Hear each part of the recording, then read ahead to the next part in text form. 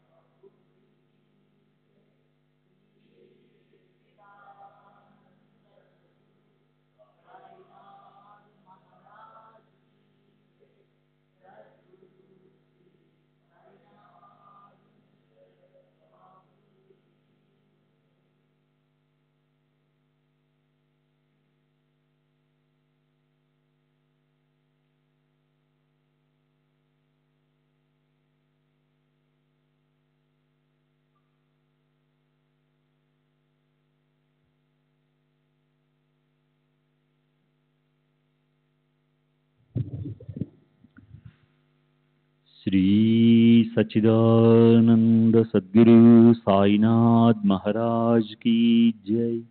सद्गुरु श्री साईनाथ शरद बाबूजी की जय। श्री साई भक्त अनुभव संहित ఎంవి ప్రధాన్ నిన్నటి తర్వాయి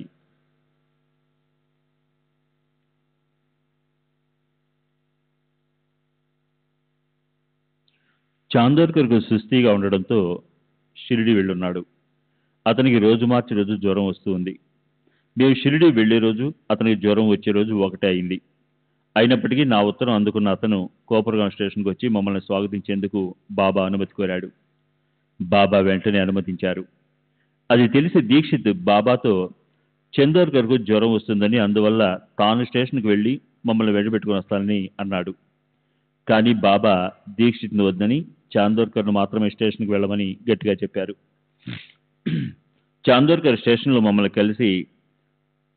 స్టేషన్లో కలిసి మమ్మల్ని స్వాగతించి మాకు ఘనమైన ఏర్పాట్లు చేశాడు. స్త్రీలకు సౌకర్యంగా ఉండే వసతి కల్పించాడు. మేము గోదావరిలో స్నానమాచరించి క్షేమంగా షిరిడి చేరాము. చాందోర్కర్ మా కోసం ఎంత శ్రమ తీసుకున్నప్పటికీ ఆరోగ్యపరంగా అతనికి కొంచెం కూడా ఇబ్బంది కలగలేదు. అంతేకాదు, చాందోర్కర్కు ఆ రోజు నుండి మళ్ళీ జ్వరం రాలేదు. మేము షిరిడి చేరిన రోజు బాబా నా భార్యను చూపించి మాధవరావు దేశపాండేతో, ఈమె నా బాబుకు తల్లి అన్నారు. గర్భవతిగా కనబడుతున్న నా భార్య సోదరి గురించే బాబా చెప్తున్నారని చాందోర్కర్ అనుకుని ఆమెను చూపించి, మీరు మాట్లాడుతున్నది ఈమె గురించే కదా అని అడిగాడు. బాబా కాదని చెప్పి నా భార్యను చూపించి, నేను మాట్లాడింది ఈమె గురించి అన్నారు. ఆ రోజు నుండి సరిగ్గా 12 నెలలకు నా భార్య ఒక మగ పిల్లవాడిని ప్రసవించింది. వాడికి బాబా నోటి నుండి వెలువడిన బాబు అన్న పేరే పెట్టాము. నామకరణ కార్యక్రమానికి దాసులను, చాందోర్కర్ మొదలైన భక్తులందరూ వచ్చారు. ఆ కార్యక్రమం ఎంతో వేడుకగా బాబా కరుణ, గొప్పతనాన్ని స్మరించుకునే విధంగా జరిగింది. నేను మొదటిసారి షిరిడి వెళ్ళినప్పుడు మసీదులో బాబా సన్నిధిలో ఉండగా గాలివాన వచ్చింది. ఎడతెగకుండా వర్షం కురుస్తోంది. ఇలా ఒక పావు గంట వరకు కొనసాగింది. నేనప్పుడు వర్షం ఇలాగే కొనసాగితే నదులు, వాగులు పొంగుతాయి. అప్పుడు నేను బొంబాయి వెళ్ళడానికి కష్టమవుతుంది. బాబా నన్ను తిరిగి వెళ్ళడానికి అనుమతి ఇవ్వరేమని అనుకున్నాను. అప్పుడు బాబా ఆకాశం వైపు చూస్తూ, ఓ దేవా, చాలు, ఇక వర్షాన్ని ఆపు. నా బిడ్డలు తిరిగి ఇళ్లకు వెళ్ళాలి. వారు కష్టపడకుండా ఇళ్లకు వెళ్ళని. అరే అల్లా, అవి బర్సాత్ పూరా కర్. मेरे बाल बच्चे घर जाने वाले हैं, उसको सुख से जाने दे అన్నారు. ఆ మాటలు అనడంతోనే వర్షం తగ్గుముఖం పట్టింది. నా మదిలో మెదిలే ఆలోచనలన్నీ బాబాకు తెలుసు. తర్వాత బాబా నన్ను ఇంటికి వెళ్ళడానికి అనుమతించారు. నేను ఊది తీర్థం తీసుకుని పంజాబ్ మెయిల్లో ఊరికి చేరి మా అమ్మకు ఊది తీర్థం ఇచ్చాను. ఈ విషయాన్ని ముందే విపులంగా చెప్పి ఉన్నాను. నేను ఇంటికి తిరిగి వచ్చిన రాత్రి మా వదినకు ఒక కల వచ్చింది. ఆ కలలో కఫ్ని ధరించి తలకు గుడ్డ కట్టుకున్న ఒక ఫకీరు మా ఇంట్లో ఉన్నట్లు చూసిందట. నేను షిరిడీలో బాబా అనుమతి తీసుకుంటున్నప్పుడు నేను నీ వెంటే వస్తాను అన్న బాబా మాటలు నిజమయ్యాయని తోచింది. బాబా మా ఇంట్లోనే ఉన్నారు. శాంతాక్రూజ్లో 1936 అక్టోబర్ 19వ తేదీన వివరించిన విషయాలు. బాబా మా కుటుంబంపై చూపిన కృప అపారమైనది. బాబు పుట్టినప్పటి నుండి నా భార్య తన మెట్టినింటి ఎలవేల్పుగా బాబాను కొలుచుకోవాలని నిర్ణయించుకుంది. మా సాంప్రదాయానుసారం ఏ స్త్రీ అయినా తనకు బిడ్డ పుట్టినప్పుడు గోధుమలు, టెంకాయ, పండ్లు కొంగులో కట్టుకుని అత్తవారింటికి వెళ్ళి తన మామగారి ముందు గాని లేక వారు పూజించే ఇలవేల్పు ముందు గాని ఉంచాలి. కానీ నా భార్య ఈ వస్తువులని కొంగను కట్టుకుని 4 నెలల వయసున్న బాబును తీసుకుని షిరిడి వెళ్లి బాబాకు సమర్పించింది.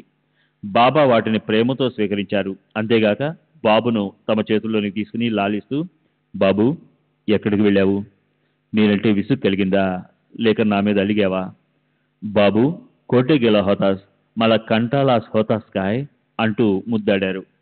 తర్వాత బాబు షిరిడి వచ్చిన సంతోష సమయంలో వారి జేబులో నుండి 2 రూపాయలు తీసి బర్ఫీ తెప్పించి, కొడుకు పుట్టిన సందర్భంలో ఎలా మిఠాయిలు పంచుతారో అలాగే బాబా అందరికీ బర్ఫీ పంచారు. ఇది 1912లో జరిగింది. ఈ సందర్భంలోనే బాబా షిరిడి గ్రామ ద్వారాన్ని చూపించి, దీనినెవరు పునర్నిర్మిస్తారో వారికి అనుగ్రహం లభిస్తుంది అన్నారు. వెంటనే నా భార్య దానిని మేము కట్టించడానికి అనుమతి కోరింది. బాబా అనుమతించారు. నేను దాని నిర్మాణం నిమిత్తం 600 రూపాయలు చాందోర్కర్కి ఇచ్చాను. ఆ సమయంలోనే బాబు బంగళా అందంగా ఉంది, చక్కగా పూర్తయింది అన్నారు. బాబా మాటలలోని అంతరార్థం నేను ప్రస్తుతం నివాసం ఉంటున్న బంగళాను ఖరీదు చేయమన్నట్లు అనిపించింది. బాబా చెప్పిన 2 నెలలలోగా ఆ బంగళాను లీజుకు తీసుకుని అందులోకి మారాను. తర్వాత 6 నెలలకు దానిని ఖరీదు చేశాను. బాబా అన్నట్లు 1913 కల్లా బాబు బంగళా తయారైంది. తరువాత బాబును మొదటి పుట్టినరోజుకు మళ్ళీ షిరిడి తీసుకెళ్లాము. అప్పుడు కూడా బాబా 2 రూపాయలకు బర్ఫీ తెప్పించి అందరికీ పంచారు. తర్వాత ప్రత్యేకించి బాబును గురించి, బాబుకు సోదరి గాని సోదరుడు గాని లేరా అని అడిగారు. నా భార్య ఒకంత సిగ్గుపడుతూ, మీరు మాకు ఈ బాబును ఒక్కడనే ప్రసాదించారు కదా అని జవాబిచ్చింది. అప్పటికి మాకు ఒక కుమార్తె ఉంది. వారి పలుకులనే ఆశీస్సులుగా అన్వయించుకుని మా ఇంకో కొడుకు, కూతురు పుడతారని అనుకున్నాము. బాబా చెప్పినట్లుగానే జరిగింది. శ్రీ సచ్చిదానంద సద్గురు సాయినాథ్ మహారాజ్ కీ జై. సద్గురు శ్రీ సాయినాథ్ శరద్ బాబూజీ కీ జై.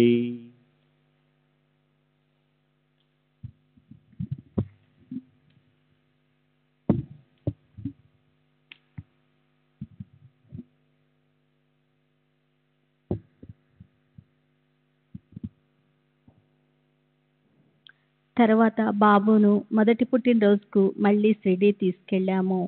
అప్పుడు కూడా బాబా 2 రూపాయలకు బర్ఫీ తెప్పించి అందరికీ పంచారు. తర్వాత ప్రత్యేకించి బాబుని గురించి, బాబుకు సోదరి కానీ సోదరుడు కానీ లేరా అని అడిగారు. నా భార్య ఒకంత సిగ్గుపడుతూ, మీరు మాకు ఈ బాబును ఒక్కడినే ప్రసాదించారు కదా అని జవాబిచ్చింది. అప్పటికి మాకు ఒక కుమార్తె ఉంది. వారి పలుకుల్ని ఆశీస్సులుగా అన్వయించుకుని మాకింకో కొడుకు కూతురు పుడతారని అనుకున్నాము. బాబా చెప్పినట్లుగానే జరిగింది. బాబు మొదటి పుట్టినరోజు సందర్భంగా మాధవరావు దేశపాండే ఇంట్లోని పెద్ద ఎత్తున విందు ఏర్పాటు చేసి అందరినీ ఆహ్వానించాను. ఆ రోజు గురువారం. బాలాసాహెబ్ పాటే తన గురువారం నాడు బయట తినకూడదనే నియమం ఉందని చెప్పాడు. అతను ఆ రోజు బాబా దగ్గరికి వెళ్ళినప్పుడు బాబా అతన్ని ఇలా అడిగారు.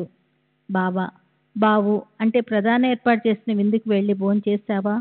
బాటే, ఈరోజు గురువారం బాబా అయితే ఏమిటట? బాటే, నేను గురువారాలు భోంచేయను, అది నా నియమం. బాబా, ఎవరి ప్రీతి కోసం ఈ నియమం పెట్టుకున్నావు? బాటే, మీ ప్రీతి కోసమే. బాబా, అయితే నేను చెప్తున్నాను, బావు వద్దకు వెళ్ళి భోంచేసిరా.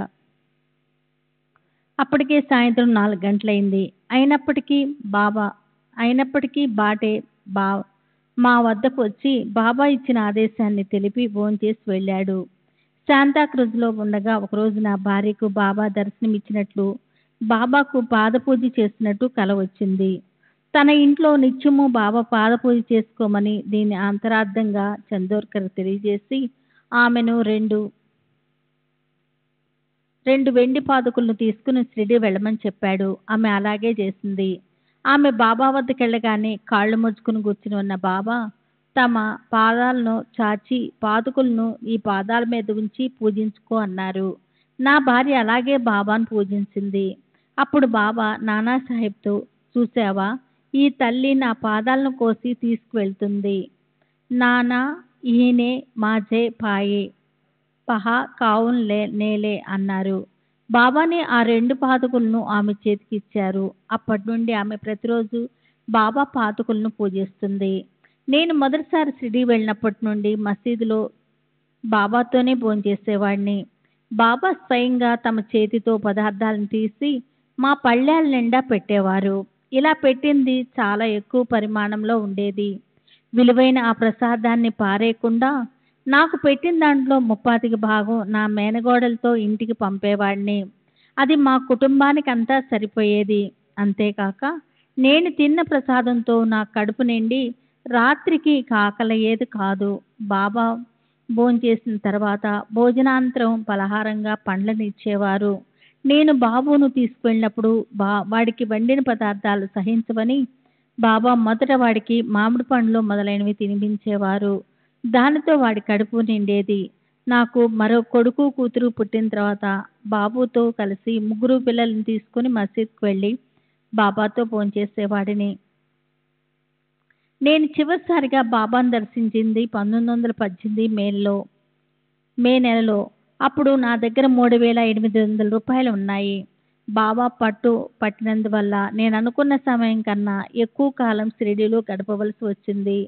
వాచా చెప్పకపోయినా వారి వద్ద స్పష్టంగా కనిపించే పద్ధతి ఏమిటంటే, బాబా తాము ప్రేమించిన వారి వద్ద ఉన్న డబ్బంతా తరచుగా తీసేసుకుంటారు.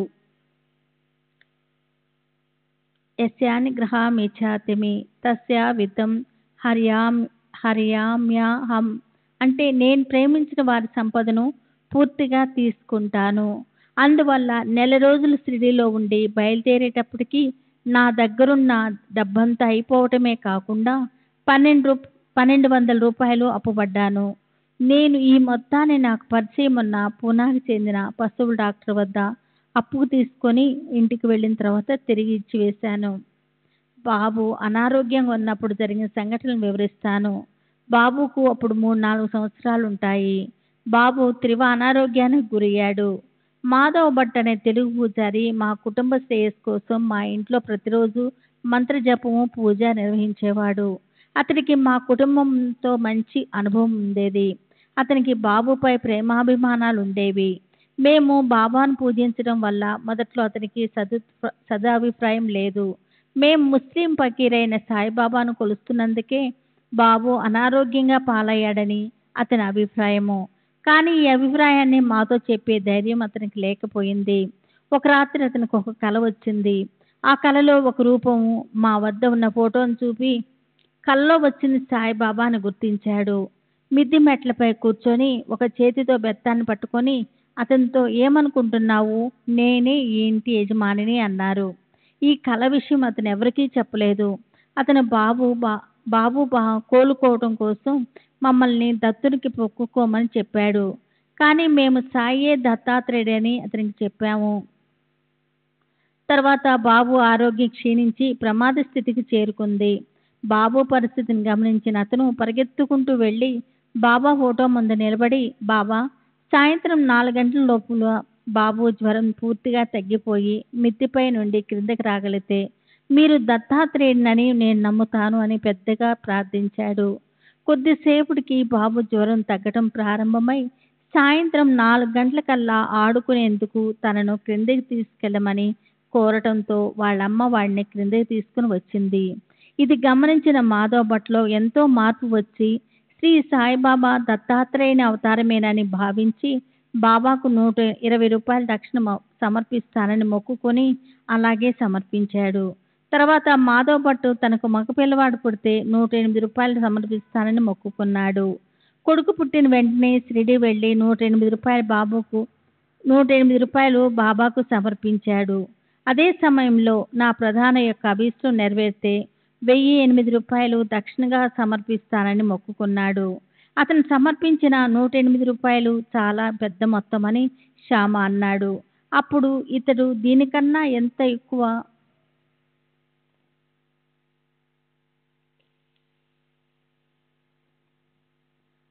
ఎక్కువ మొత్తము నాకు ఇవ్వబోతున్నాడు అని 1008 రూపాయలు మొక్కును ఉద్దేశించి ఇలా అన్నారు.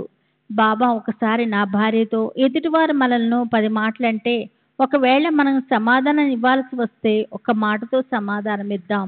ఇంకా ఎవరితోనూ గొడవ కానీ పోటీకి కానీ దిగవద్దు. కోణి కొణాచి బరోబరి కరో నయే అనే హితో పలికారు. 1918లో చివరిసారిగా షిరిడి వెళ్ళి బాబాతో 32 రోజులు గడిపినప్పుడు ఒకరోజు భక్తులందరము బాబాకు ఛత్రం పట్టి మేళతాళాలతో ఊరేగింపుగా లెండికి తీసుకెళ్లి వచ్చాము. కాసేపటికి నన్ను మాత్రం పిలిపించారు. వారు నా తలపై తమ హస్తాన్నుంచి, బావు, నేను చెప్పిన పని చేస్తావా అని అడిగారు. నేను చేస్తానని చెప్పాను. అయితే 100 రూపాయలు ఒక సంచిలో వేసి మసీదుకి తెచ్చి ఇవ్వు అన్నారు. ఈ విధంగా బాబా నేను తీసుకొచ్చిన డబ్బే కాక అరువుగా తీసుకున్న డబ్బును అంటే 3800 ప్లస్ 1200 కూడా నా నుండి స్వీకరించారు. బాబా అప్పుడు ఏవేవో సంగనలు చేశారు. నాకు వాడి భావం స్పష్టంగా అర్థం కాలేదు. మిన్ను విరిగి మీద పడిన వెరవకు నేను నీ వెంటే ఉంటాను అనే భావము ఆ సంగనంలో ఉన్నట్లు నేను గ్రహించాను. మొట్టమొదట వారిని దర్శించినప్పుడు గత 6 సంవత్సరాలుగా నేను ఇచ్చిన చిలుమునే ఉపయోగిస్తున్నట్టు చెప్పారు. వారి మాటల్లోని అంతరార్థం నాకు బోధపడలేదు. 1916లో బూటి 2వ వివాహం షిరిడీలో జరిగింది. దీనికి నేను హాజరయ్యాను. మేము షిరిడీ నుండి బయలుదేరేటప్పుడు బాబా, నేను మీ వెంటే ఉంటాను, తుజా బరోబర్ మీ ఇన్ అన్నారు. ప్రత్యక్షంగా భౌతిక శరీరంతో వారు మాతో రానప్పటికీ ఎటువంటి ఇబ్బందులు లేకుండా ప్రయాణం సుఖంగా సాగింది. దాన్ని బట్టి బాబా తమ సూక్ష్మ శరీరంతో మమ్మల్ని అనుసరించి ప్రమాదాలను ఇబ్బందులను తొలగించారని అర్థమైంది. బాబా సమాధి చెందిన తర్వాత కూడా వారి ఆశీస్సుల వల్ల నేను ఎన్నో లాభాలు పొందాను. 1920 నుండి 1926 వరకు నేను సౌత్ సాల్ఫ్లెట్ 2వ తరగతి కోర్టు మేజిస్ట్రేట్గా నియమించబడ్డాను.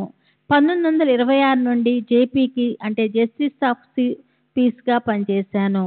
బొంబాయి శాసన మండలి సభ్యునిగా తానా నుండి 1921 నుండి 23 వరకు ఎన్నుకోబడ్డాను. 1927లో రావ్ బహదూర్ బిరుదు నాకు ప్రదానం చేయబడింది. శ్రీ సచ్చిదానంద సద్గురు సాయినాథ్ మహారాజ్ की जय। सद्गुरु श्री साईनाथ उनी शरद बाबूजी की जय। श्रीमती छोटूबाई प्रधान, శాంతా క్రూజ్. ఒకసారి నా పిల్లలందరికీ పొంగు పోసింది. బాబు బాబు పరిస్థితి మాత్రం ప్రమాదకరంగా ఉందని డాక్టరు చెప్పాడు. అందరూ ఆశ వదులుకున్నారు. నేను బాబాను ప్రార్థించాను. అప్పుడు బాబా కనిపించి, ఎందుకమ్మా దుఃఖిస్తావు? పిల్లవాడు బాగానే ఉన్నాడు. ఉదయం 6-6:30 గంటలకి వాడికి బాగా ఆహారం పెట్టు అన్నారు. బాబు ఉదయానికల్లా కులాసగా ఆడుకోసాగాడు. డాక్టర్ వచ్చి వీడిని చూసి ఆశ్చర్యపోయాడు. పిల్లవాడికి ఏ ఆహారం పెట్టవద్దన్నాడు, కానీ వాడు అన్నీ తిని అరాయించుకున్నాడు. ఒక రాత్రి 11 గంటల సమయంలో బాబా నా కలలో కనిపించి, నిద్రపోతున్నావా? లే, పిల్లవాడికి మూర్ఛ వస్తుంది అన్నారు. నేను వెంటనే లేచి పిల్లవాడిని చూశాను. జ్వరం కానీ మూర్ఛ లక్షణాలు కానీ కనిపించలేదు. కానీ బాబా హెచ్చరించినప్పుడు జాగ్రత్త పడాలి కదా, అందువల్ల వేడి నీళ్లు, నిప్పు, ఉడుకులోను మొదలైనవన్నీ సిద్ధంగా ఉంచాను. నా పిల్లలందరికీ అప్పుడప్పుడు మూర్ఛలు వస్తూనే ఉంటాయి. రాత్రి 2 గంటలప్పుడు పిల్లవాడికి మూర్ఛ లక్షణాలు కనిపించాయి. అన్నీ సిద్ధంగా ఉంచుకోబట్టి అవి అర్ధ గంటలో ఆగిపోయాయి. రాబోయే ప్రమాదం గురించి బాబా ముందుగానే హెచ్చరించి నా బిడ్డను కాపాడారు. బాబా తరచూ మాకు సహాయపడేవారు. ఓసారి బాబా నా కలలో కనిపించి వారి పాదాలకు పసుపు, కుంకుమ పెట్టమన్నారు. కలలో నేను వారిని అలాగే పూజించాను. నా కల విషయం చాందోర్కర్కు చెప్పగా ఆయన వెండి పాదుకలను తీసుకొని షిరిడీకి వెళ్ళు, అవి బాబా ముందుంచి వాటిని తెచ్చి పూజించుకో అన్నారు. నేను అలాగే చేశాను. బాబా తమ పాదాలను ముందుకు చాపి పాదుకలను తమ పాదాలపై పెట్టి పూజించుకోమని చెప్పారు.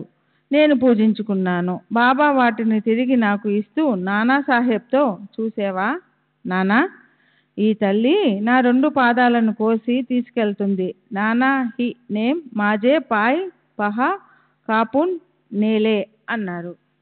ఒకరోజు మసీదులో బాబా ఆగ్రహంతో కేకలు వేస్తారేమోనని నేను భయపడ్డాను. కానీ ఆ రోజు వారు అలా ఏమి చేయకుండా, చూసావా, నేను ఎవరిపైన కోపడలేదు, కేకలేయలేదు, అవునా అన్నారు. మరొక రోజు మసీదులో బాబాను పూజిస్తున్నాను. వాడాలో నా బిడ్డ ఏడుస్తూ ఉండడం బాబాకు తెలిసి నన్ను పూజ మధ్యలో ఆపి ఇంటికి వెళ్ళు అని పంపించి వేశారు. నేను వెళ్ళి బిడ్డను సముదాయించి మసీదుకి తిరిగి వచ్చాను. బాబా ఇప్పుడు పూజ చేసుకో అన్నారు. ఓసారి టైఫాయిడ్ జ్వరం నుండి అప్పుడే కోలుకుంటున్నా మా అబ్బాయిని షిరిడీకి తీసుకువెళ్ళదలిచాము. డాక్టర్ వద్దని చెప్పాడు, కానీ మేము పిల్లవాడిని షిరిడీకి తీసుకువెళ్ళాము. రైల్లో వాడికి జ్వరం వచ్చింది. అందరూ చెప్తున్నా వినకుండా పిల్లవాడిని తీసుకొచ్చాను. ఇప్పుడు వాడికి ఏమన్నా అయితే నా పిచ్చితనాన్ని చూసి నలుగురు నవ్వుతారేమోనని భయపడ్డాను. వాడు జ్వర తీవ్రతతో పడుకునే ఉన్నాడు. కనీసం కూర్చోలేకపోతున్నాడు. మేము షిరిడీ చేరి బాబా వద్దకు వెళ్ళేటప్పటికి పిల్లవాడు కోలుకొని లేచి నిలబడగలిగాడు. బాబా ఇప్పుడు నిన్ను చూసి ఎవరూ నవ్వరు అన్నారు. రైల్లో ప్రయాణించినప్పుడు నా మదిలో మెదిలిన ఆలోచన గురించి బాబాకు తెలుసు. 16-10-1918 అంటే బాబా మహాసమాధి చెందిన మరుసటి రాత్రి బాబా మరణిస్తూ కనిపించారు. నేను బాబా చనిపోతున్నారు అని అరిచాను. అప్పుడు బాబా మహాత్ముల విషయంలో చనిపోయారని అనకూడదు, సమాధి చెందారని అనాలి అన్నారు. బాబా శరీరం నిశ్చలంగా ఉంది. చుట్టూ భక్తులు చేరి రోధిస్తున్నారు. నాకు చాలా బాధ కలిగింది. తరువాత నేను రాత్రి 12 గంటల సమయంలో నిద్ర నుండి మేల్కొన్నాను. ఉదయం అన్నా చించనీకర్ నుండి జాబు వచ్చింది. బాబా 15-10-1918 విజయదశమి రోజున మధ్యాహ్నం 3 గంటలకు సమాధి చెందినట్లు అందులో ఉంది.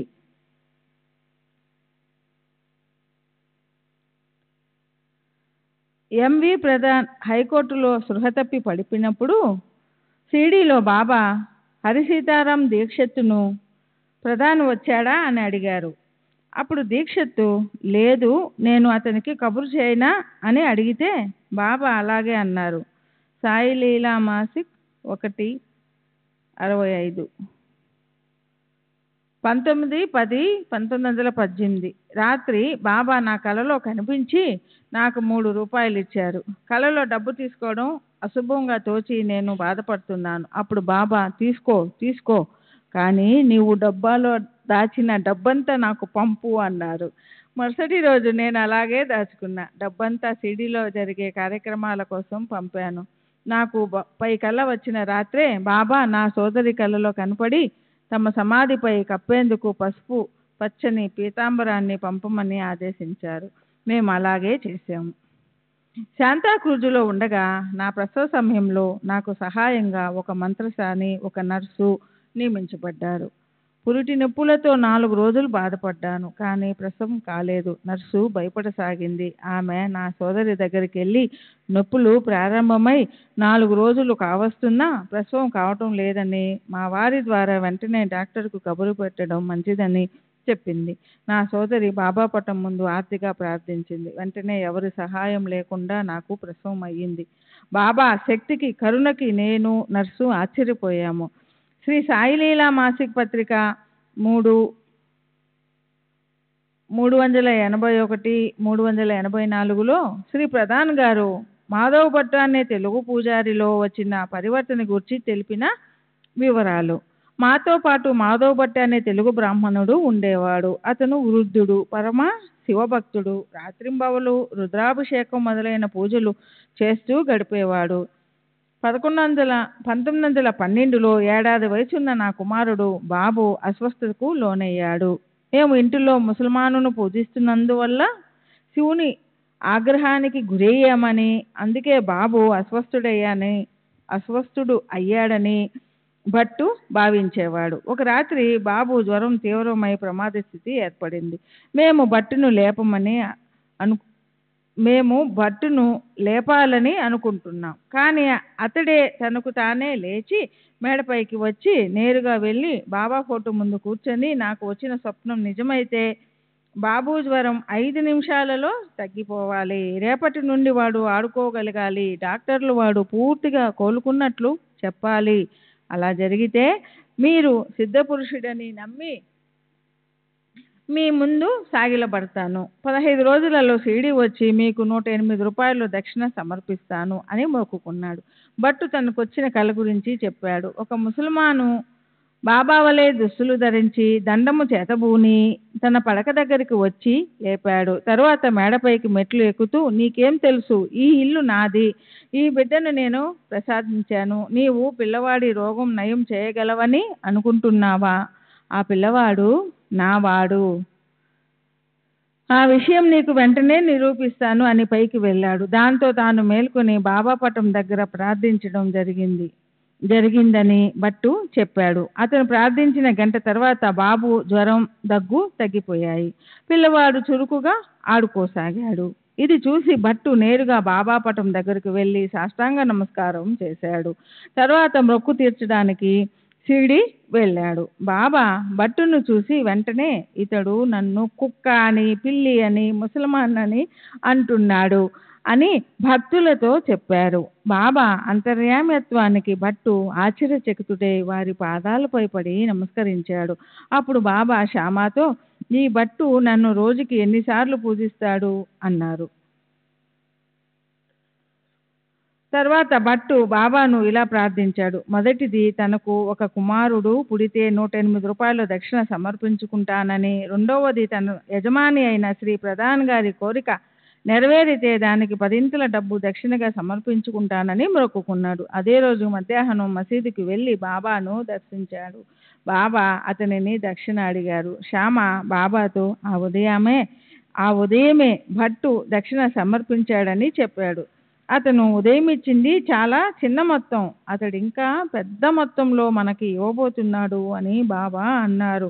తన అంతరంగంలోని ఆలోచనలన్నీ బాబాకు తెలుసునని భట్టు చెప్పాడు. 1 సంవత్సరం తరువాత భట్టుకు మగపిల్లవాడు పుట్టాడు. భట్టు షిరిడి వెళ్ళి బాబాకు 108 రూపాయల దక్షిణ సమర్పించాడు. తన స్వగ్రామంలో అతని సోదరుడు నిర్మించిన దత్తమందిరంలో బాబా ఫోటో నుంచి పూజించసాగాడు. శ్రీ సచ్చిదానంద సద్గురు సాయినాథ్ మహారాజ్ की जय. सद्गुरु श्री साईनाथ उनि शरद बाबू जी की जय. హెచ్వి సాటే ఆగస్టు 6వ తేదీ 1936 Rao Bahadur Harivinayak Sathe, retired deputy collector, Deccan, వయస్సు 81 సంవత్సరాలు. జనవరి 1855. బ్రాహ్మణుడు, ప్రస్తుత నివాసం శుక్రవార్పేట్, పూనా. నా 44వ ఏట నా భార్య స్వర్గస్థురాలైంది. నాకొక కుమార్తె ఉంది. అప్పటి నుండి నా స్నేహితులు, పరిచయస్తులు నన్ను రెండవ వివాహం చేసుకోమని చెబుతూ ఉండేవారు. ముఖ్యంగా కోపర్గాం మామల్తదారైన బర్వే ఎక్కువగా ఒత్తిడి చేయసాగాడు. కానీ 50వ పడిలో అడుగు పెట్టబోతున్న నేను రెండవ వివాహం చేసుకోవడానికి నిరాకరించాను. వంశోద్ధారకుడు కావాలనే కోరిక బలంగా ఉన్నా, రెండవ వివాహం చేసుకున్న ఆ వయసులో మగపిల్లవాడు పుడతాడనే నమ్మకం ఏమిటి? అందువల్ల ఎవరైనా మహాత్ములు సూచిస్తే తప్ప ద్వితీయ వివాహం చేసుకోనని నన్ను బలవంత పెడుతున్న స్నేహితులతో గట్టిగా చెప్పాను. 1924లో బర్వేతో కలిసి మసీదుకి వెళ్లి శ్రీ సాయిబాబాను దర్శించాను. కొంతసేపటి తర్వాత సెలవు తీసుకుని మసీదు మెట్లు దిగాను. అప్పుడు బర్వే సాహెబ్కు కొడుకు లేడు అని బాబాతో అన్నాడు. బాబా నన్ను ఎప్పుడూ సాహెబ్ అని పిలిచేవారు. దీనికి బాబా, అతను వివాహం చేసుకుంటే దేవుడు అతనికి కొడుకును ప్రసాదిస్తాడు. షాదీ కరేగాతో అల్లా బచ్చా దేగా అన్నారు. బాబా మాటలు నేను విన్నాను. దీని తర్వాత బర్వే తదితరులు నన్ను వివాహం చేసుకోమని మరలా ఒత్తిడి చేయసాగారు. కానీ వధువు ఎంపికకు సమయం పట్టవచ్చునని నేను భావించాను. ఆ తర్వాత నేను మా హెడ్ క్వార్టర్స్ అయిన అహ్మద్ నగర్కు వెళ్ళిపోయాను. ఆ సంవత్సరాంతంలో ఒక ప్రముఖ జ్యోతిష్కుడు పూనా వచ్చి ఉన్నాడని తెలిసింది. నేను వెళ్ళి అతనిని సంప్రదించాను. అతడు నాకు, మా అమ్మాయికి గతంలో జరిగిన విషయాలన్నీ యథాతథంగా చెప్పాడు. అంతేకాకుండా నా జాతక చక్రం పరిశీలించి నాకు 50 సంవత్సరం తర్వాత కొడుకు పుడతాడని కూడా చెప్పాడు. అది మరలా వివాహం చేసుకోవాలన్న నా నిర్ణయాన్ని మరింతగా బలపరిచింది. ఇది జరిగిన కొన్ని మాసాలకు నేను అహ్మదాబాద్ బదిలీ చేయబడ్డాను. నేను అక్కడ ఉన్నప్పుడు దాదా కేల్కర్, గణేష్ దామోదర్ కేల్కర్ నాకు ఒక ఉత్తరం రాశాడు. అందులో తనకు పెళ్లిడికి వచ్చిన ఒక కూతురుందని, అహ్మదాబాద్లో ఆ అమ్మాయికి తగిన సంబంధాలు ఏవైనా ఉంటే తెలుపమని రాశాడు. ఈ ఉత్తరం పెళ్లి కొడుకుల అన్వేషణకు కాక అతని కుమార్తె విషయంలో నా అభిప్రాయాన్ని తెలుసుకోవడానికి రాసినట్లుగా అనిపించింది. ఈ ఉత్తరం రాయడంలో శ్రీ సాయిబాబా పరోక్ష ప్రభావం కూడా ఉందనిపించింది. అందుకే నేను ఈ దూర ప్రాంతంలో ఆమెకు తగిన సంబంధాలు ఏవి ఉండవని, అతడు నన్ను దృష్టిలో ఉంచుకుని ఉత్తరం రాసినట్లయితే నా వయస్సు, ఇతర వివరాలు పరిగణించమని జవాబు రాశాను. అందుకతడు నా పూర్తి వివరాలు తమకు తెలుసునని, నన్ను అతని అల్లుడుగా చేసుకోవడానికి సంతోషపడుతున్నట్లు రాశాడు. అలాగైతే తన కూతుర్ని షిర్డీ తీసుకెళ్లి శ్రీ సాయిబాబాకు చూపించి వారి అనుమతి తీసుకోవాల్సిందని, బాబా అనుమతి లేనిదే వివాహం చేసుకోనని జవాబు రాశాను. అప్పుడు దాదా కేల్కర్కు బాబా పట్ల వ్యతిరేక భావం ఉండేది. తన కుమార్తెను నాకు ఇవ్వడానికి బాబా అనుమతించరని, దానివల్ల ఆ వివాహం జరగదేమోనని సందేహించాడు. అందువల్ల వాయిలోని బ్రాహ్మణ పండితుని, అతని బావమరిదిని సంప్రదిస్తానని చెప్పాడు. అందుకు నేను ఒప్పుకోలేదు. బాబా వద్దకు వెళ్లి వారి అనుమతి తీసుకోవాల్సిందేనని పట్టుబట్టాను. దాంతో కేల్కర్కు తన కుమార్తెను తీసుకుని షిర్డీకి వెళ్ళవలసి వచ్చింది. షిర్డీ చేరి మాధవరావు సహాయంతో బాబా అనుమతి కోసం వేచి ఉన్నాడు. దాదా కేల్కర్ బాబా వద్దకు వెళ్ళగానే, ఆ అమ్మాయిని అహ్మదాబాద్ పంపు అని బాబా అన్నారు. అంటే నాతో వివాహం చేయమని పరోక్షంగా తెలిపారు. బాబా అనుమతించారన్న సమాచారం నాకు అందింది. ఆ తర్వాత 1925లో నా 50వ సంవత్సరంలో నాకు దాదా కేల్కర్ కుమార్తెతో వివాహమైంది. తర్వాత నాకు ఒక కుమారుడు, కుమార్తెలు కలిగారు. సాఠేవాడ. బాబాకు ఇష్టమైన వేప చెట్టు సమీపంలో గ్రామ సరిహద్దు గోడ ఉండేది. అది చాలా వరకు శిథిలమైంది. ఒకసారి బాబా నాతో ఆ గోడను పడగొట్టి నిర్మించు అన్నారు. శిథిలమై ఉన్న ఆ గ్రామ సరిహద్దు గోడను కూల్చి పునర్నిర్మించమని బాబా ఆదేశమని నేను అర్థం చేసుకున్నాను. అంత పెద్ద గోడను నిర్మించడానికి నేనేమీ ప్రభువును కాదు కదా అని తలచి మౌనంగా ఉండిపోయాను. కానీ బాబా ఉద్దేశం అది కాదని, గ్రామ గోడను కలుపుతూ ఒక వసతి గృహం మాత్రమే నిర్మించమని వారు సూచించినట్లుగా తర్వాత నేను తెలుసుకున్నాను. నేను అక్కడున్న స్థలాన్ని కొని గోడను కలుపుతూ వేప చెట్టుకు ఒకవైపున వసతి గృహాన్ని నిర్మించాను. వేప చెట్టు దగ్గర ఉన్న సమాధి తమ గురువు సమాధి అని బాబా చెప్పారు. వేప చెట్టు చుట్టూ చిన్న అరుగు కట్టి భక్తులు పూజించుకునేందుకు చిన్న గూడు నిర్మించి చక్కగా భవంతి నిర్మించాను. ఆ భవంతిలో కొంత భాగం సమాధి పైకి వచ్చింది. వారి గురువు పేరు కూడా నాతో చెప్పారు. కానీ నాకు అది గుర్తులేదు. పేరులో చివరి అక్షరం షాతో గాని పూర్తవుతుంది. బహుశా అది వెంకుసాయి ఉండవచ్చు. నేను షిరిడీ వెళ్ళి కొంతకాలం అక్కడ నివసించాను. అప్పుడు రోజు బాబాకు పూజ చేసి ఆరతివ్వడం జరుగుతుండేది. అయితే తర్వాత కొన్ని రోజులకు గాని గురు పూర్ణిమ రోజున బాబాకు ప్రత్యేక పూజలు ఉత్సవంగా చేసుకోవడం మొదలవలేదు. ఒక గురు పూర్ణిమ రోజున బాబా మా మామగారిని పిలిచి, ఈ రోజు గురు పూర్ణిమని నీకు తెలియదా? పూజా సామాగ్రిని తెచ్చి గురు పూజ చేసుకో అని ఆదేశించారు. మేమందరం ఆ రోజు గురు పూజ చేసుకున్నాము. అప్పటి నుండి గురు పూర్ణిమ రోజున భక్తులందరూ బాబాను పూజించడం మొదలైంది. అది ఈనాటికి కొనసాగుతుంది. బాబా నన్నెప్పుడు హరిబా మొదలైన పేర్లతో పిలిచేవారు కాదు. వారు ఎప్పుడు నన్ను సాహెబ్ అని పిలిచేవారు. నేను మరికొందరు భక్తులు బాబా చెంత ఉండగా దేవుడి తత్వం గురించి, సాధనా చతుష్టయం, వివేక వైరాగ్యాలు, సమాధి స్థితి, ముముక్షత్వం, బ్రహ్మము, సచ్చిదానందము మొదలైన వాటి గురించి బాబా సుదీర్ఘంగా ప్రసంగించినట్లు సంతకరామృత్ గ్రంథంలో వ్రాసి ఉంది. అది సత్యదూరం. బాబా నా దగ్గర అలాంటి విషయాల గురించి ఎప్పుడూ మాట్లాడలేదు. ఇతరుల దగ్గర మాట్లాడారో లేదో నేను ఎరుగను. తర్వాత భక్తిలీలామృత్లోని నా వివాహాన్ని గురించి రాయబడిన విషయం వాస్తవం కాదు. దానిని నన్ను సంప్రదించకుండానే రాశారు. రాసిన తర్వాత కూడా నాకు చూపించలేదు. నేను ఇంతకుముందు మీతో చెప్పిన విషయాలే వాస్తవాలు. శ్రీ సచ్చిదానంద సద్గురు సాయినాథ్ మహారాజ్ కీ జై. సద్గురు శ్రీ సాయినాథ్ శరత్ బాబూజీ కీ జై.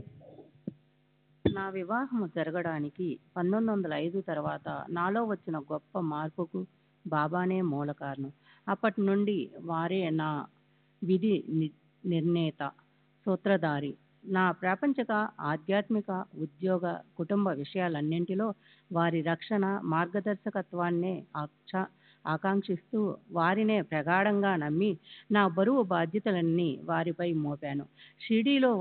షిరిడీలో వాడా కట్టిన తర్వాత నేను, నా కుటుంబము, మా మామగారు 1906 నుండి 1916 వరకు అక్కడ నివసించేటప్పుడు మా చుట్టూ ఉన్న వాళ్ళ ఈర్ష్య, ద్వేషాలు, పగ, ప్రతీకారాలు ఎదుర్కోవలసి వచ్చింది.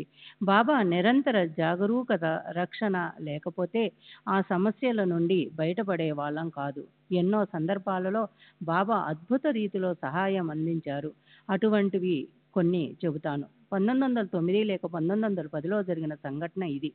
అప్పుడు నేను రెవెన్యూ కమిషనర్, శ్రీకర్తీస్ జిల్లా కలెక్టర్ ఒక కమిటీగా ఏర్పడి ఉన్నాము. ఒకరోజు ఈ కమిటీ మన్మాడ్లో సమావేశమయ్యేందుకు నిర్ణయించబడింది. మన్మాడ్లో సమావేశం ముగిసిన తర్వాత ఇతర ప్రాంతాలకు వెళ్ళవలసి ఉంది. సమావేశానికి ముందు రోజు నేను షిరిడీలో ఉన్నాను. బాబా అభ్యంతర పెట్టరని తలసి మన్మాడ్ వెళ్ళడానికి అనుమతి కోసం మా మామగారిని బాబా దగ్గరికి పంపాను. అతను తిరిగి వచ్చి బాబా అనుమతి ఇవ్వలేదని చెప్పాడు. ఇది పెద్ద పెద్ద అధికారులతో కూడుకున్న పనని, సమావేశానికి వెళ్ళకపోతే ఉద్యోగం ఓడుతుందని చెప్పారు. మా మామగారు మరలా బాబా వద్దకు వెళ్ళి నా ప్రయాణం గురించి అడిగి చూశారు. కానీ బాబా అనుమతించలేదు. పైగా మన్మాడ్ వెళ్లకుండా నన్ను గదిలో బంధించి ఉంచమన్నారట. ఇలా 3 రోజులు నన్ను షిరిడీలో ఉంచిన తర్వాత మన్మాడ్ వెళ్లేందుకు బాబా అనుమతించారు. నేను మన్మాడ్ వెళ్ళి విచారిస్తే సమావేశం జరగవలసిన రోజు అధికారులెవరూ రాలేదని, నిర్ణయించిన కార్యక్రమంలో మార్పు జరిగి సమావేశం వాయిదా పడిందని తెలిసింది. పాత కార్యక్రమాలనే అనుసరించి తదుపరి విడిదులలో బస చేయడానికి కావలసిన గుడారం తదితర సామాగ్రిని రైలు ద్వారా మన్మాడ్ నుండి ఇతర నిర్ణీత ప్రదేశాలకు పంపే ఏర్పాట్లు అప్పటికే నేను చేసి ఉన్నాను. కానీ ఆశ్చర్యకరంగా రైల్వే అధికారుల పొరపాటు వలన అవి పంపబడలేదని, మన్మాడ్లోనే ఉన్నాయని తెలుసుకున్నాను. ఇది నా మంచికే జరిగింది. ఒకవేళ అవి పంపబడి ఉంటే వాటిని వెదకి తిరిగి తెప్పించుకోవడానికి నానా అవస్థలు పడవలసి వచ్చేది. కాబట్టి మన్మాడ్ వెళ్ళనందువలన నాకు జరిగిన నష్టమేదీ లేదు. ఒక మనశ్శాంతి కోల్పోవడం తప్ప. అంతేగాక షిరిడీలో నా కుటుంబంతో సాయిబాబా సన్నిధిలో ఎక్కువ సమయం గడపగలిగాను. నేను షిరిడీలో ఆగిపోవడం వలన నష్టపోతాననుకోవడం నా అజ్ఞానంగా అనిపించింది. కానీ త్రికాలజ్ఞులైన బాబాకు జరగబోయేదంతా తెలుసు. కావున వారే ఈ ఏర్పాట్లంతా చేశారు. ఇలాంటి సంఘటనలు మనకు బాబాపై ఉన్న నమ్మకం దృఢపడేందుకు తోడ్పడతాయి. ఉద్యోగరీత్యా నాకు కావలసిన ప్రమోషన్ రాలేదని ఎంతో అసంతృప్తిగా ఉండేది. విసుగు చెంది ఈ విషయం సాయిబాబాకు తెలియజేసి నేను ఉద్యోగానికి రాజీనామా చేస్తానని కూడా చెప్పాను. బాబా అలా చేయవద్దని, నాకు త్వరలోనే ప్రమోషన్ వస్తుందని చెప్పారు. కొన్నాళ్ళకు బాబా చెప్పినట్లుగా నా సీనియర్లకు మించి వ్యవసాయ సూపరింటెండెంట్గా నాకు ప్రమోషన్ ఇచ్చి కొల్హాపూర్ బదిలీ చేశారు. నా జీతం 100 రూపాయలు పెరగడమే కాకుండా నా సీనియర్ల కంటే నాకు ఎక్కువ పింఛను కూడా లభించింది. నా పింఛను విషయంలోనూ నాకు ఒక సమస్య ఎదురైంది. పింఛను శాఖ వారు నా పర్మనెంట్ ఉద్యోగమైన డిప్యూటీ కలెక్టర్ ఉద్యోగాన్ని ప్రతిపాదికగా తీసుకొని పింఛను మంజూరు చేశారు. కానీ నేను చివరగా నిర్వహించిన ఉన్నత పదవిని వారు పరిగణలోకి తీసుకోలేదు. ఫలితంగా నాకు రావలసిన దానికన్నా పింఛను 50 రూపాయలు తగ్గింది. ఈ విషయం నేను సాయిబాబాకు చెప్పాను. ఇలా తక్కువ పింఛను తీసుకునే బదులు అసలు పింఛనే తీసుకోవడం మానివేస్తానని అన్నాను. బాబా ఆ 50 రూపాయలు కూడా తప్పక మంజూరు అవుతాయని, అల్లా మేలు చేస్తాడని చెప్పారు. నేను రెవెన్యూ కమిషనర్ అయిన కర్టిస్కు అపీలు పిటిషన్ పంపాను. అతని సిఫారసుతో నా పింఛను మొత్తం పూర్తిగా మంజూరయ్యింది. బాబా ఎవరి మనసునైనా ప్రభావితం చేయగలరు, ఏదైనా సంభవింపచేయగలరు. మేగుడు విరంగాంలో నేను డిప్యూటీ కలెక్టర్గా పనిచేస్తున్నప్పుడు మేఘశ్యాముడనే బ్రాహ్మణ భక్తుడితో పరిచయం అయింది. అతను నిరంతరం నమః శివాయ అనే పంచాక్షరి మంత్రాన్ని జపిస్తూ ఉండేవారు. అతనికి గాయత్రి మంత్రము, సంధ్య వార్చడము వంటివి కూడా తెలియవు. అతని శ్రేయస్సు కోరి గాయత్రి మంత్రాన్ని, సంధ్య వార్చడాన్ని నేర్పించాను. శివారాధన చేసుకోవడానికి అతన్ని బ్రోచ్ అనే ఊరికి పంపుతూ దారి ఖర్చులకు 8 రూపాయలు ఇచ్చాను. అతడెన్నడూ ఒంటి కాలిపై నిలబడి శివుని ధ్యానించేవాడు. శ్రీ సాయిబాబా పరమశివుని అవతారంగా శివునిలో వెలిసి ఉన్నారని, వారిని ఒకసారి దర్శించి రమ్మని చెప్పి అతన్ని షిరిడీ పంపించాను. కానీ బ్రోచ్ రైల్వే స్టేషన్లో సాయిబాబా మహమ్మదీయుడని విన్నాడు. నిష్కపట్టి ఆచారపరుడు అయిన అతను ఒక ముసల్మానుకు నమస్కరించాలన్న ఆలోచనతోనే తీవ్రంగా కలత చెంది తనను షిరిడీకి పంపవద్దని నన్ను వేడుకొన్నాడు. కానీ నేను మేగునికి నచ్చజెప్పి అతన్ని సాయిబాబాకు పరిచయం చేయమని మా మామగారికి జాబు వ్రాసి అతనికిచ్చి షిరిడీ పంపించాను. అతను షిరిడీకి వెళ్ళి మసీదులోనికి అడిగిడే సమయంలో సాయిబాబా అతన్ని చూస్తూనే ఈ దుష్టుణ్ణి తరిమెయ్యండి అని మసీదులోనికి రానివ్వలేదు. అంతేకాకుండా అటువంటి మూర్ఖుణ్ణి తమ వద్దకు పంపానని నా మీద కూడా బాబా కోపడ్డారట. మేగుడు నిరాశపడి త్రయంబకు వెళ్ళి అక్కడ గంగాద్వార్లో 1.5 సంవత్సరం పాటు శివుని పూజిస్తూ గడిపాడు. తిరిగి షిరిడీ వెళ్ళాడు. ఈసారి మా మామగారి ప్రమేయంతో అతనికి మసీదులోనికి ప్రవేశించేందుకు, షిరిడీలో ఉండేందుకు అనుమతి లభించింది. బాబా వాచ బోధించకపోయినా క్రమేణా మేగుని అంతరంగంలో పరివర్తన తెచ్చారు. ఆ మార్పు అతనికి ఎంతో లబ్ధి చేసింది. మేగుడు నిరంతరం బాబాను సేవిస్తూ బాబాకు మధ్యాహ్న సాయంత్ర ఆరతుల క్రమం తప్పకుండా నిర్వహించేవారు. 1912లో మేగుడు చనిపోయినప్పుడు బాబా తమ చేతులతో అతని మృతదేహాన్ని సృజించి ఇతడు నా నిజమైన భక్తుడు అన్నారు. అంతేకాక అంత్యక్రియలైన తరువాత తమ ఖర్చుతో బ్రాహ్మణులందరికీ భోజనేర్పాట్లు చేయమని ఆదేశించారు. బాబు సాహెబ్ దీక్షిత్ బాబా ఆజ్ఞ నెరవేర్చాడు. శ్రీ సచిదానంద సద్గురు సాయినాథ్ మహారాజ్ కీ జై. సద్గురు శ్రీ సాయినాథుని శరత్ బాబూజీ కీ జై. షిరిడి విడుచుట. బాబా సర్వ లాంఛనాలతో వైభవంగా మసీదు నుండి చావడికి వెళ్తున్నప్పుడు నేను బాబా దర్బారు యొక్క రాజదండాన్ని అంటే చిహ్నాన్ని పట్టుకొని బాబా ముందు నడిచేవాడిని. అంతటి విశిష్టమైన సేవ నాకు లభించిందని చాలా మందికి నాపై అసూయగా ఉండేది.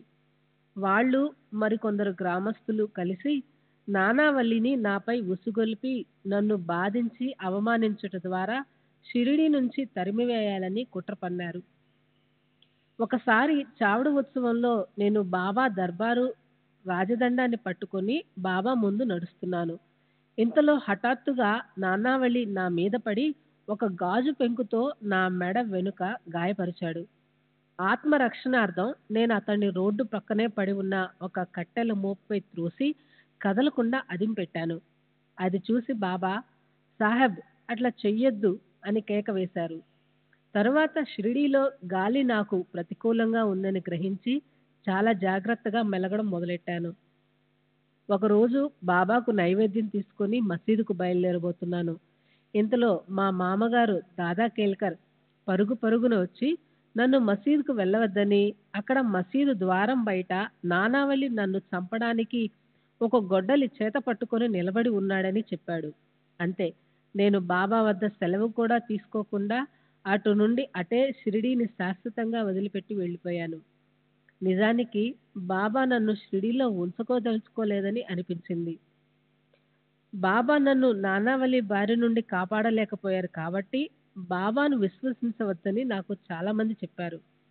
అప్పుడు నేను విఠలుని భక్తుడు, గాయక్వాడ్ ప్లేడర్ అయిన గంగాధర శాస్త్రి తన శత్రువుల బారి నుండి పారిపోయి విఠలుని గుడిలో తలదాచుకున్నప్పుడు అతని శత్రువులు విఠలుని ముందే అతనిని చంపివేసిన ఉదంతాన్ని వాళ్లకు గుర్తు చేశాను. నేను షిరిడీ విడిచిపెట్టడం, పూనాలో స్థిరపడడం నా మంచి కోసమే జరిగింది. సాయిబాబా షిరిడీలో ఉన్నప్పుడు రక్షించినట్లే పూనాలో కూడా నన్ను సదా కాపాడుతున్నారు. 1916 ప్రాంతంలో అనుకుంటాను. ఉద్యోగరీత్యా పూనా సమీపంలో ఉన్న కోత్రుడ్ అనే ప్రదేశానికి వెళ్ళాను. నా వసతి కొరకు మంగులు అంటే అక్కడ కడజాతి వారు పవిత్రమైన ఔదుంబర వృక్షం కింద గుడారం వేశారు. అంతేకాక గుడారపు త్రాళ్లను ఆ చెట్టుకు కట్టి దానిని అపవిత్రం చేశారు. అప్పుడు నాకు ఆ విషయం తెలియదు. దాని తరువాత నాకు దురదృష్టకర సంఘటనలు ఎన్నో జరిగాయి. ఇలా ఎందుకు జరుగుతున్నాయో విచారించిన తరువాత నాకు అసలు విషయం తెలిసింది. నేను బాబాను ప్రార్థించాను. వారు నా కలలో కనిపించి మొదట ఒక బ్రాహ్మణుణ్ణి పిలిపించి ఆ చెట్టు శుద్ధి చేసేందుకు పూజలు జరిపించమన్నారు. తరువాత ఆ చెట్టు మొదట్లో దత్తుని పాదుకలు ప్రతిష్ఠించమని చెప్పారు. నేను వారు చెప్పినట్లుగా చేశాను. అక్కడ ఒక పూజారిని నియమించి నిత్యం 2 సార్లు పాదుకలను పూజించే ఏర్పాటు కూడా చేశాను. 28/8/1936 తేదీన కొనసాగిన సంభాషణలు. నా స్వభావం గురించి చెబుతూ బాబా సాహెబ్ కల్లా కపటం లేని మనిషి అన్నారు. అందువల్ల వారు నన్నెప్పుడూ కొట్టలేదు, తిట్టలేదు. కానీ బాబా ఇతర భక్తులను కొట్టేవారు, తిట్టేవారు. ఒకసారి మాత్రం నన్ను కొడతానని బెదిరించారు. దీనికి కారణం నేను చేసిన పొరపాటే. మా మామగారికి నాకు ఏవో మనస్పర్ధలు ఉన్నందువల్ల నేను షిరిడీలో వేరుగా ఉండసాగాను. నా బసలో ధనుర్మాస వేడుకలను జరుపదలిచి అందరినీ ఆహ్వానించాను. మా మామగారిని మాత్రం ఆహ్వానించలేదు.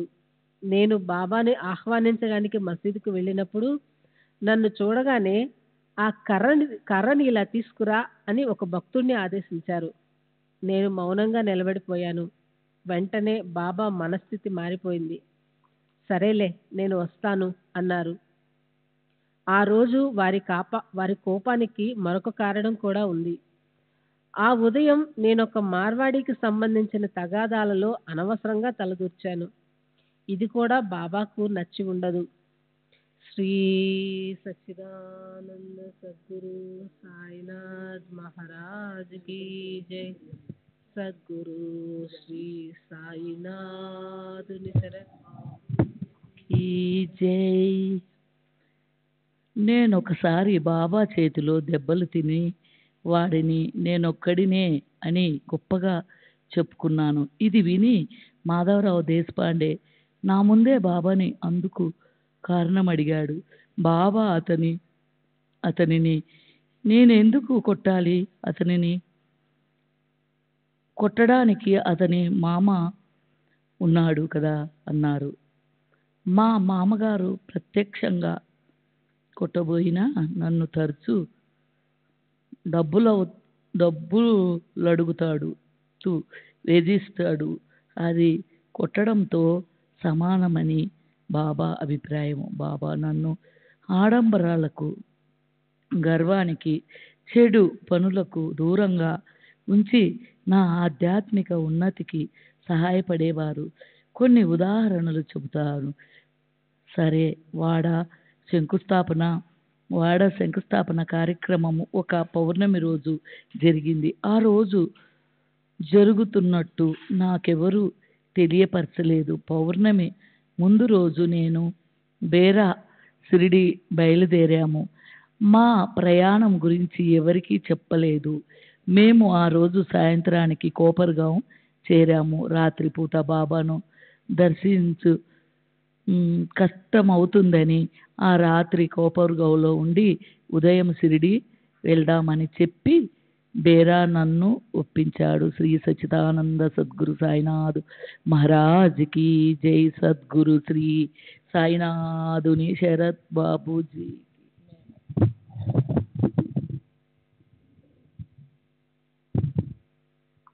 శ్రీ సచ్చిదానంద సద్గురు సాయినాథ్ మహారాజ్ కి జై. సద్గురు శ్రీ సాయినాథుని శరత్ బాబూజీకి జై. మేము ఉదయమే లేచి షిరిడీకి వెళ్ళాము. మేము వెళ్ళే సమయానికి బాబా లెండి నుండి వస్తూ కనిపించారు. వారి దర్శనం కోసం 80-90 మంది జనం ప్రోగై ఉన్నారు. మేము వెళ్ళి సాష్టాంగ ప్రణామం చేశాము. బాబా, నీవు సరియైన సమయానికి వచ్చావు. వాడు శంకుస్థాపన కార్యక్రమం జరపాలి అన్నారు. నేను శంకుస్థాపన కార్యక్రమం ఆడంబరంగా జరుగుతుందని ఆశపడ్డాను. నేను వెంటనే పార తీసుకుని త్రవ్వడానికి ఉపక్రమించాను. ఇది చూసి బాబా, నువ్వు అక్కడికి ఎందుకు వెళ్ళడం? అవన్నీ మనకెందుకు? అవన్నీ తాపీ మేస్త్రీలు పనివాళ్ళు చూసుకుంటారు అని నన్ను ఆపేశారు. దాంతో పద్ధతి ప్రకారం జరగాల్సిన విధంగా శంకుస్థాపన కార్యక్రమం జరగలేదు. తర్వాత మా మామగారు నేను పౌర్ణమి రోజు వస్తున్నట్లు తనకు ముందు రోజే తెలిసినని, అందుకే ఆ రోజు శంకుస్థాపన కార్యక్రమం తలపెట్టానని చెప్పాడు. నేను వస్తున్నట్లు అతనికి ఎలా తెలిసింది అని అడిగినప్పుడు, ముందు రోజు బాబా, సాహెబ్ రేపు వస్తున్నాడు, ఈ విషయం నాకు చాకలి చెప్పింది. సాహెబ్ యొక్క గుడారాన్ని ఆమెకు ఉతకడానికి వేశారట అని అన్నారని చెప్పాడు. నేను గుడారము పంపలేదు. నేను వస్తున్నట్లు చాకలికి కబురు చేయలేదు. ముందు రోజు రాత్రి బేరే నన్ను కోపర్గాంలో ఆపేయడం మంచిదే అయింది. మా మామగారి తండ్రి వైపు బంధువులెవరో చనిపోయారు. అతని దశదిన కర్మకృతువులు ఆ రోజు జరిపించారు. ఇల్లంతా మైలపడి రోదనలతో గందరగోళంగా ఉంది. మేము వచ్చి ఉంటే మాకు మడిగా వడ్డించేందుకు కూడా ఎవరూ లేరని తెలిసింది. బాబా తమ బిడ్డల చర్యలను వాళ్ళు ఎంత దూరంలో ఉన్నా జాగరూకతతో గమనిస్తుంటారు. ఒకసారి నేను కోపావేశానికి లోను కాకుండా ఎటువంటి క్రూర చర్యలకు పాల్పడకుండా బాబా కాపాడారు. మా మామగారు షిరిడీ సమీపంలో 20 ఎకరాల భూమిని కొనమని నాకు సలహా ఇచ్చాడు. నేను ఆయనకు 1200 రూపాయలు పంపాను. దానితో ఆ 20 ఎకరాల భూమిని కొన్నాడు. ఒకరోజు నేను షిరిడీలో ఉన్నప్పుడు ఆ భూమిని చూడాలనే కోరిక కలిగింది. కానీ మా మామగారు ఏవేవో సాకులు చెప్పుతూ వాయిదా వేస్తూ వచ్చారు. తన సోదరుని కుమారుడు బాబు చనిపోవడంతో బాబు భార్య వాళ్ళతోనే ఉంది. ఆమెకు ఈ పొలం విషయం తెలిస్తే దానిలో భాగం అడుగుతుందని అతని భయం. కానీ నేను ఆ భూమిని చూడాలని పట్టు వీడలేదు.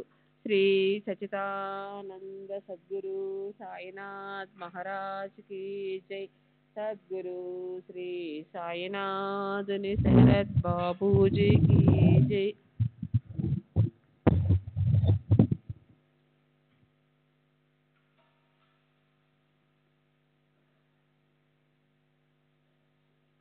ఒకరోజు భూమిని చూడాలని నిర్ణయించుకొని తాత్య దగ్గర నుండి బండిని తెప్పించాను.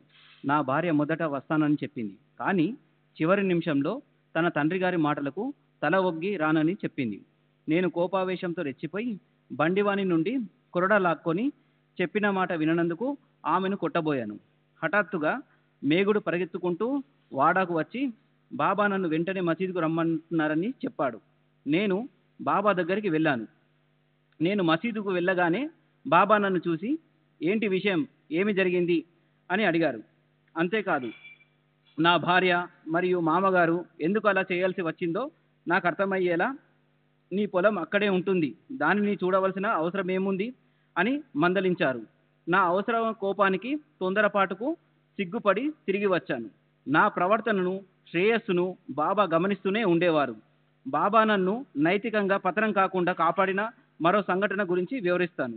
ఒకసారి కుతూహలం కొద్దీ మొదటిసారిగా ఒక భక్తురాలి ఇంటికి వెళ్ళాలని అభిలాషించాను. ఆమె ఇంటికి వెళ్లే ముందు, పలానా చోటుకు వెళ్ళావా అని బాబా అడిగారు.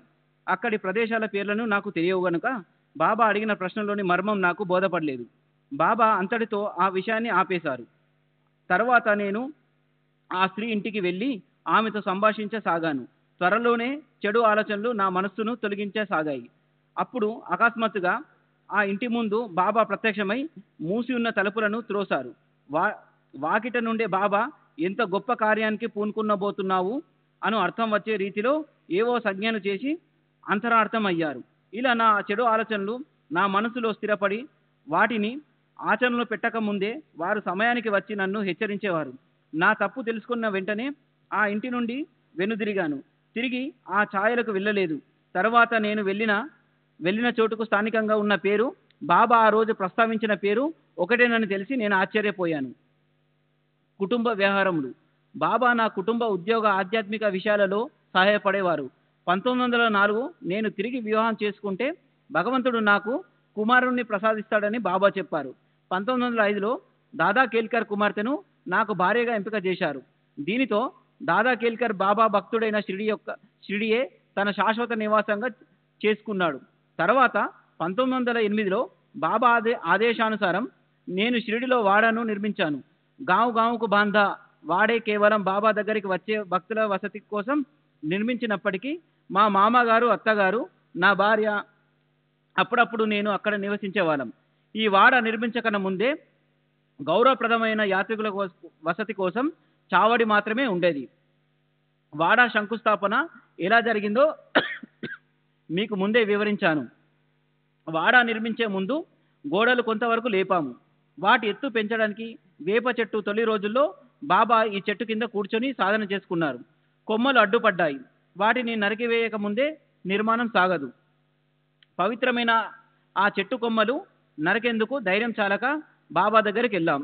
బాబా సమస్యను విని నిర్మాణానికి అడ్డొచ్చిన మేరకు కొమ్మలను నరికేయండి, మన గర్భంలో అడ్డం తిరిగిన బిడ్డను సైతం కోసి తీయవలసిందే కదా అని అన్నారు. బాబా ఆజ్ఞ అయిన తర్వాత కూడా పవిత్రమైన చెట్టు కొమ్మలు నరకడానికి భయపడి పనివారెవరూ ముందుకు రాలేకపోయారు. తర్వాత బాబానే వచ్చి ఆ అడ్డొచ్చిన కొమ్మలను నరికివేశారు. తర్వాత నిర్మాణం పూర్తయింది. ఆ తర్వాత వేప చెట్టు అరుగు, పైకి వేళ్లకు ముందు మెట్లు, బాబా గురువు యొక్క సమాధిపై గూడు కట్టబడ్డాయి. దానికైన ఖర్చు బాబా నన్ను భరించమన్నారు. ఇంకా ఆధ్యాత్మిక కార్యాలకు, ధర్మ కార్యాలకు కూడా డబ్బు ఖర్చు చేయించేవారు. ఉదాహరణకు దాసగురు రచించిన మహాత్ముల జీవిత చరిత్రలు అను గ్రంథంను ముద్రణకు సిద్ధంగా ఉన్నప్పుడు బాబా ఆ ఖర్చు నిమిత్తం నా చేత 75 రూపాయలు ఇప్పించారు. నేను రెండవ వివాహం చేసుకున్న తర్వాత 2 కుమార్తెలు జన్మించారు. మా అత్త మామలు బాబా దగ్గరికి వెళ్ళి బాబా మాట ఇచ్చిన ప్రకారం నాకు కుమారుడు కలగాలని ప్రార్థిస్తూ, బాబా మాకెప్పుడు మనవడు పుడతాడు అని అడిగారు. అందుకు బాబా, నేను అల్లాను ప్రార్థిస్తున్నాను, వారు తప్పక నీ కోరిక తీరుస్తారు అని అన్నారు. 1-2 సంవత్సరాల తర్వాత 1913లో నాకు కుమారుడు జన్మించాడు. బాబా కృప వల్ల వాడు సంపూర్ణ ఆరోగ్యంతో ఉన్నాడు. వాడే ఈ వయసులో నాకు ఆసరా. నా భార్య మామగారితో నేను ఎలా మెలగాలో అన్న విషయంలో బాబా నాకు చేసిన సూచనలు మీకు ముందే చెప్పాను. నా కుటుంబ వ్యవహారంలో బాబా ఎంత శ్రద్ధ కనబరిచేవారో తెలియజేసే మరో సంఘటన వివరిస్తాను. నేను రిటైర్ అయిన తర్వాత నా ఆర్థిక పరిస్థితులు క్షీణించసాగాయి. అలాంటి ఒక సమయంలో నా భార్య నగ ఒకటి అమ్మాను. అప్పుడు ఆ తెలివి తక్కువ సాహెబ్ నా కూతురు నగనెందుకు అమ్మాడు అని బాబా మామగారితో అన్నారట.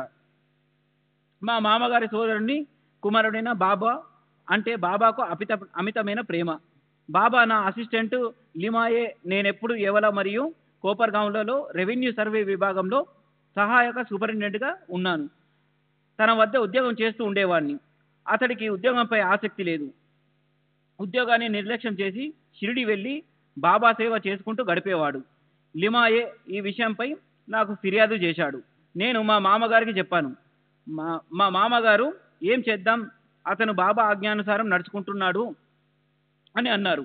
కానీ బాబుకు త్వరలో ఏం జరగబోతుందో తెలిసిన బాబా, ఉద్యోగం పోతే పోని, వాడిని నన్ను సేవించుకోమనివ్వండి అన్నారు. బాబా ఎల్లప్పుడూ బాబాతోనే ఉండి చేతనంత సేవ చేసుకునేవాడు. అందువల్ల లిమాయే బాబాను అతన్ని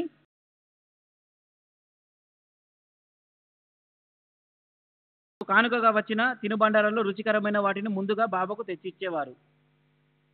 శ్రీ సచిదానంద సద్గురు సాయినాథ్ మహారాజ్ की जय. सद्गुरु श्री साईनाथ शरद बापू जी की जय.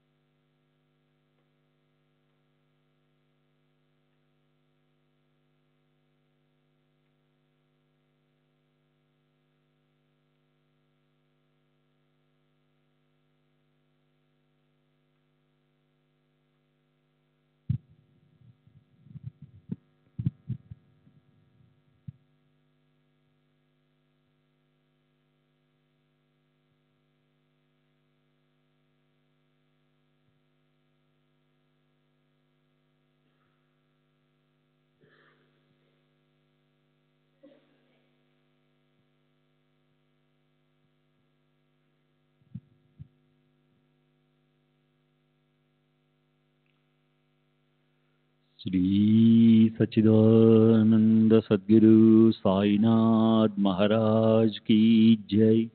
सद्गुरु श्री साईनाथ शरद बाबू जी की जय. साई रहम नजर करना, बच्चों का पालन करना.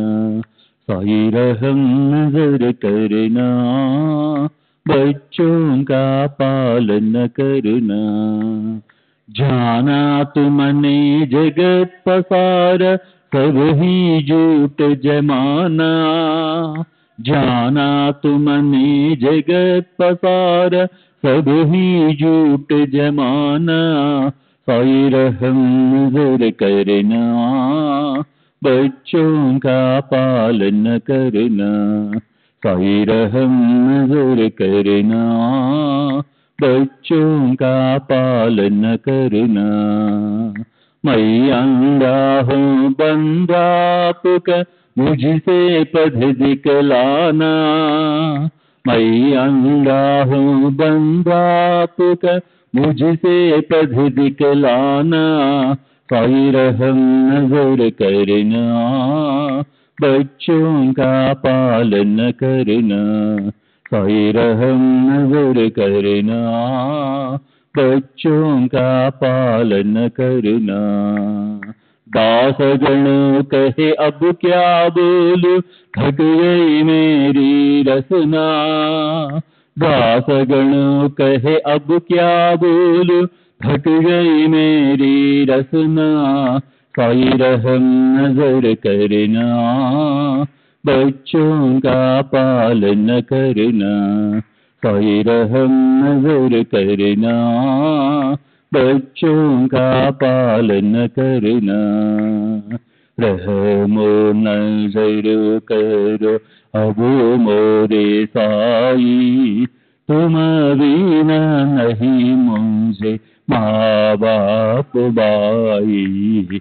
रहमो नजर करो मैं अंधा हूँ बंदा तुम्हारा, मैं अंधा हूँ बंदा तुम्हारा, मैं ना जानू मैं ना जानू मैं ना जानू अल्लाह इलाही।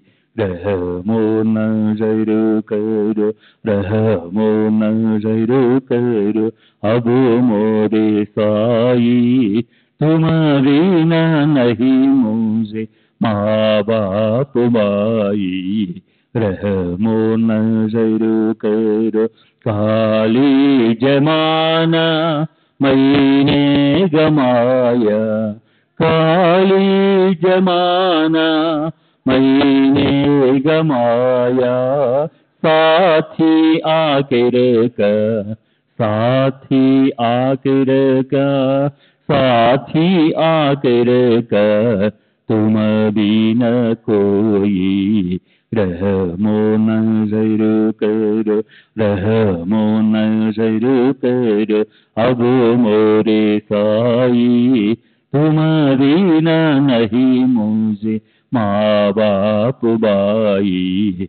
रहमो नजर करो अपने मस्जिद का झाड़ू गणो है, अपने मस्जिद का झाड़ू गणो है, मालिक हमारे मालिक हमारे मालिक हमारे तुम बाबा साई।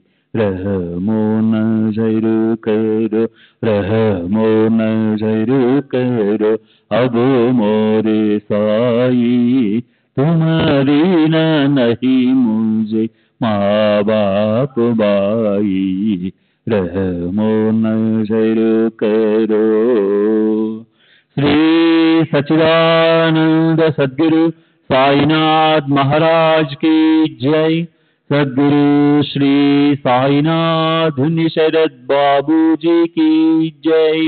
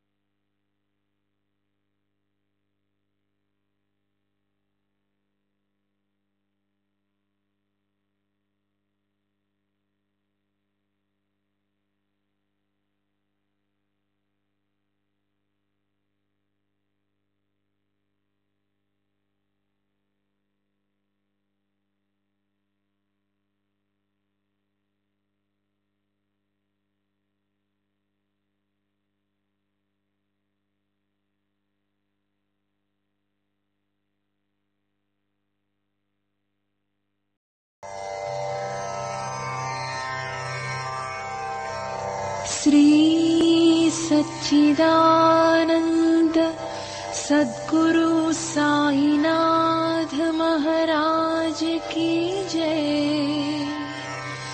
सद्गुरु श्री साईनाथुनि शरद बाबू जी की जय।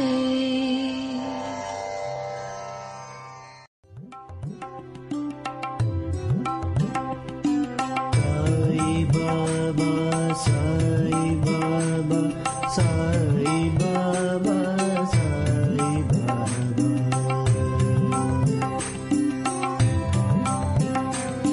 साई बाबा साई बाबा साई बाबा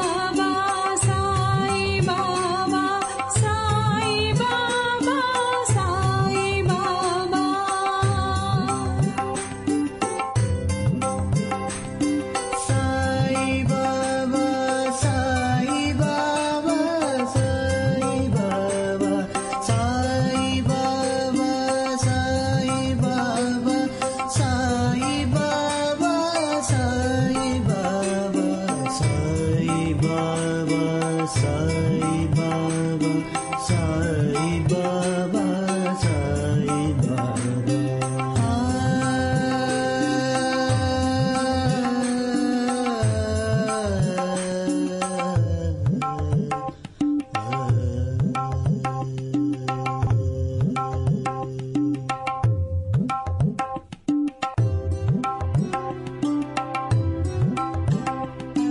సాయి బాబా సాయి బాబా సాయి బాబా